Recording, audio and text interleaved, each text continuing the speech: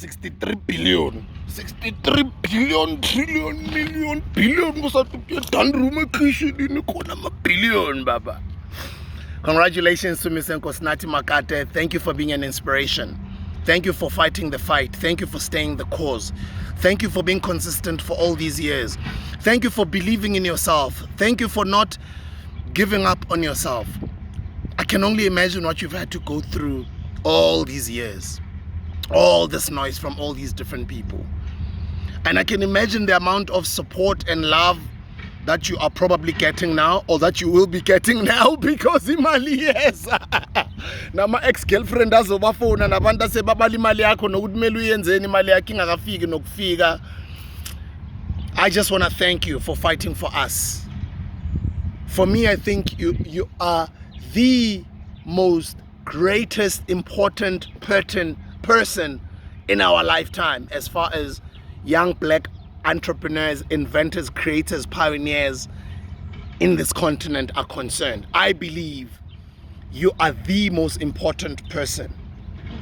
What you've been able to do, what you've been able to withstand, what you've been able to go through, what you were able to create at a young age when other people were seeking for jobs at Vodacom.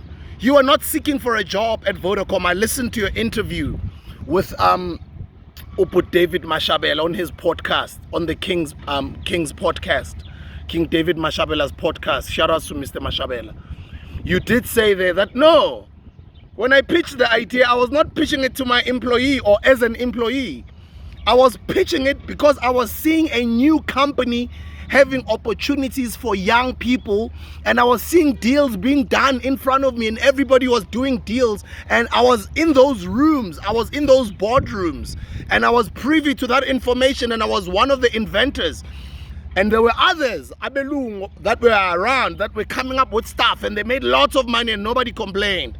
And their inventions were nowhere near what you created. I listened to that interview, my brother, and just to only imagine what you've had to go through all these years, with what I've gone through myself, Mina, with my building my own company the past 10 years, I can imagine you, 20 years plus, fighting for this, not knowing how it's going to end up, not knowing these people might send assassins to assassinate you, not knowing what might happen, because you don't know what people are capable of. You're talking billions, you're talking a lot of amount of money.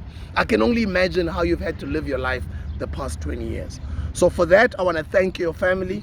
I want to thank your great grandchildren. And then I want to thank people like yourself who are selfless to think about us, to think about everybody else, to think about a black child, to think about our future, to think about our rights, to think about our worth, to think about what we deserve, to think about standing up for ourselves, to think about believing in ourselves. That's what you did. From a mere 20-something-year-old when you were young in those Vodacom offices. I mean, I remember those days being into any Vodacom. We're looking at Vodacom as something else. I'm not one of those people that see Vodacom as what it is now. I remember when Vodacom started. May the late great Dr. Mtato Motlana rest in peace. May Wandi, his firstborn son, rest. I don't know if he was the firstborn or he was one of his sons, but I know his two daughters. And I know Wandi Motlana was the most amazing, one of the most amazing young business people this country has ever had. That was a loss to lose them during COVID-19 lockdowns. Around that time, Wandi Motlana left us through COVID-19. May so rest in peace. One of the most amazing Joe Burgers you'll ever meet or you'll ever see. Stylish brother, well-spoken, smart, smoking his cigars, great outfits, amazing cars, the different Porsches that he was driving, how he spoke, the things that he did. Wandi Motlana was larger than life. And I miss Wandi, man. May your soul rest in peace, my brother. Just speaking about Wandi, I get goosebumps. And just thinking the type of children Ubab Motlana brought up, because his daughters as well are business people. Yes, they hold shares in some companies, and another daughter is an economist. Like, they've done a great...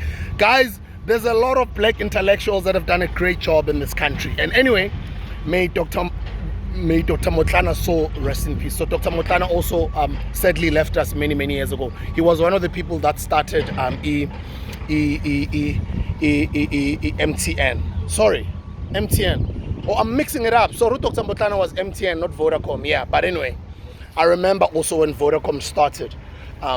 I was around those days, being Ntwana, and just how we looked at Vodacom, and just to think when you were in those rooms, listening to those deals, seeing those deals being done, you saw an opportunity to also come up with something that was going to be groundbreaking in South Africa, South African tech, and you've done it.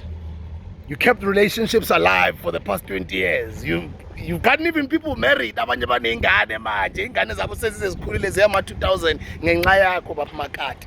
You kept people in relationships. Lapana singananyuku sise campusini siyintwana. Sayabo, please call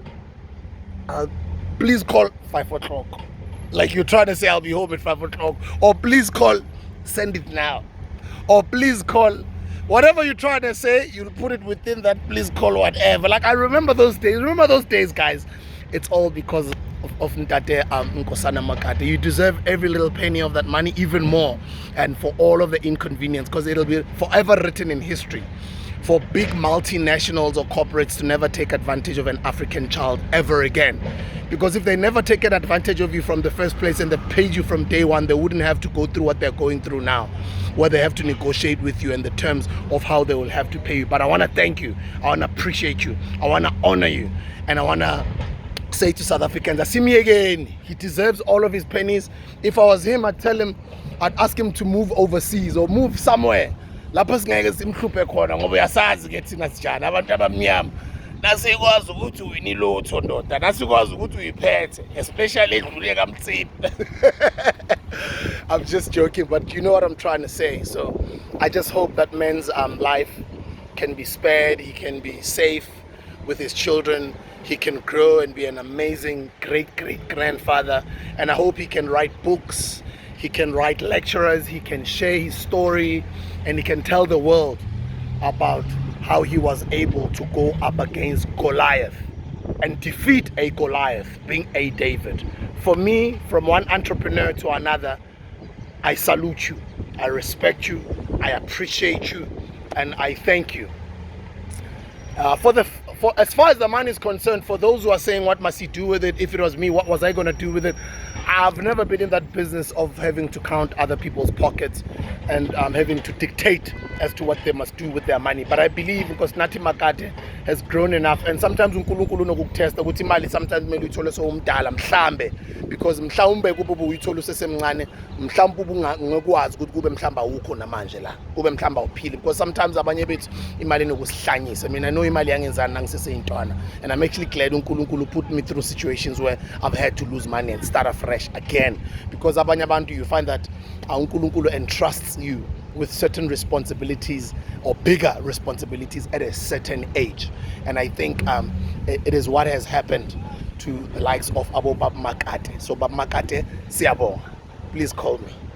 Noma isincanyana Grootman ilanchinyana noma interview nyana eHeartslers khona noma ungashare nyana nje noma kuleyo 1000 nje noma ungangithengela leyo Nokia Scooter yasethembisa.